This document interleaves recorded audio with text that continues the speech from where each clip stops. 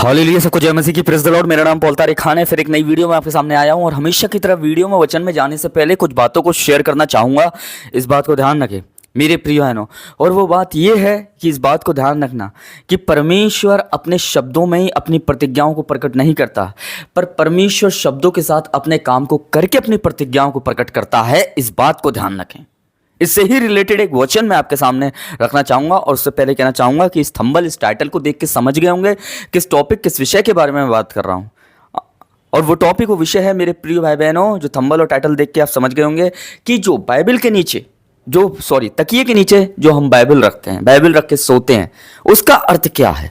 आज इसी बारे में, इस टॉपिक के विषय के बारे में हम बात करेंगे मेरे प्रियानो। जो बहुत से लोग तकिए के नीचे बाइबल रख के सोते हैं, आज इसी टॉपिक, इसी विषय के बारे में बात करेंगे हम कि इसका अर्थ क्या है जब एक इंसान तकिए के नीचे बाइबल रख के सोता है मेरे प्रिय भाई बहनों। तो देखिए, अगर हम पढ़ते हैं यूहन्ना की इंजील, निकालते हैं हम उसका 5वां अध्याय और उसका 24वां वचन, तो वहां इस प्रकार पढ़ते हैं मेरे प्रिय भाई बहनों, जैसे आपकी स्क्रीन पे आ रहा है। मैं तुमसे सच सच कहता हूं कि जो मेरा वचन सुनकर मेरे भेजने वाले पर विश्वास करता है, अनंत जीवन उसका है और उस पर दंड की आज्ञा नहीं होती, परंतु वह मृत्यु से पार होकर जीवन में प्रवेश कर चुका है। इस वचन को पढ़े जाने से, सुने जाने से खुदा आपको बरकत दे और समझ दे, अकल दे, बुद्धि दे, ब्लेस करे आपको स्पिरिचुअली तौर पे खुदा। तो आज हम देखते हैं मेरे प्रिय बहनों, मैं एक चीज बताना चाहता हूं। जैसे गिनती 15:31 में लिखा हुआ है, परमेश्वर ने कहा अपने वचन पे कि जो मेरे वचन को तो जानता है, उसके ऊपर दोष क्या होगा, उसके ऊपर दंड मरा जाएगा, उसके ऊपर दंड आ जाएगा जो मेरे वचन को तुझ जानता है। अब मैं एग्जाम्पल के तौर में एक बात कहना चाहता हूं।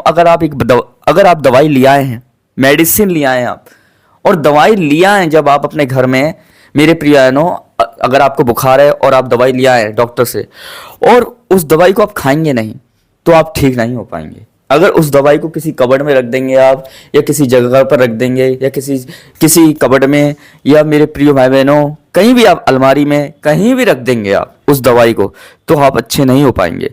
अच्छे तब होंगे तब उस दवाई का प्रयोग करेंगे मेरे प्रियानो, तभी अच्छे होंगे। और आज हम देखते हैं मेरे प्रिय बहनों, जैसे प्रभु यीशु मसीह ने कहा, ये जो मेरा वचन सुनकर, लिखा हुआ है कि जो मेरा वचन सुनकर मुझ पर विश्वास करता है, क्या विश्वास करता है, उस पर दंड की आज्ञा नहीं होती, विश्वास करता है। आज बहुत से लोगों के साथ एक प्रॉब्लम है कि वो एक धार्मिक पुस्तक को, बाइबल को एक पुस्तक समझने लगते हैं मेरे प्रिय भाई बहनों। खाली वचनों को सुनकर और उसे तकिए के नीचे लगाने से जीवन नहीं बदलेगा मेरे प्रिय बहनों।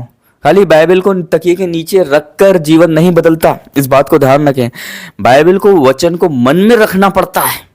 आपने इस तकिए के नीचे तो रख लिया है बाइबल को, पर इस बात को ध्यान, जब आप सो रहे हैं तो आपने तकिए के नीचे तो बाइबल को रख लिया है, पर अगर वो वचन इस तकिए में नहीं है, जो दिल का तकिया है, जो दिल की तकत है, जो दिल की पट्टियां हैं, तो फिर कैसे मेरे प्रियानो हम कैसे उस जीवन में प्रवेश करने पाएंगे।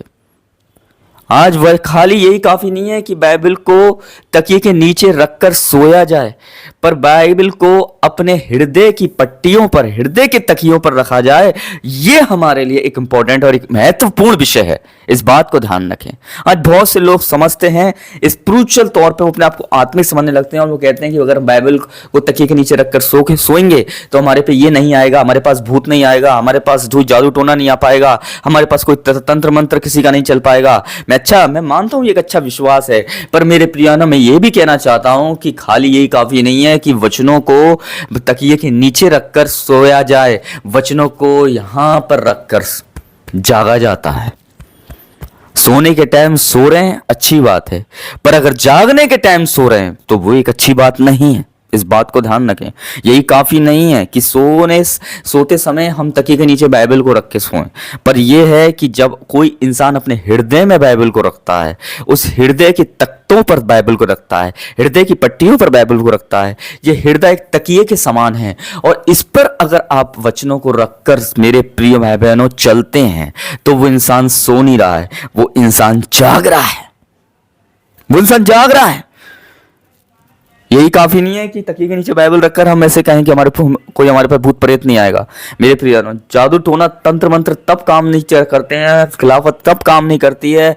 मेरे प्रियजनों, परीक्षाएं तब काम नहीं करती हमारी खिलाफत में, और परमेश्वर वहां से निकालने का हमें मार्ग और निकास देता है जब हम उन वचनों को अपने हृदय की पट्टियों और तकियों पर रखकर, ये हृदय का जो तकिया बना रखा है खुदा ने, इस पर रखकर चलते हैं उसके पीछे, तो हम जाग रहे हैं।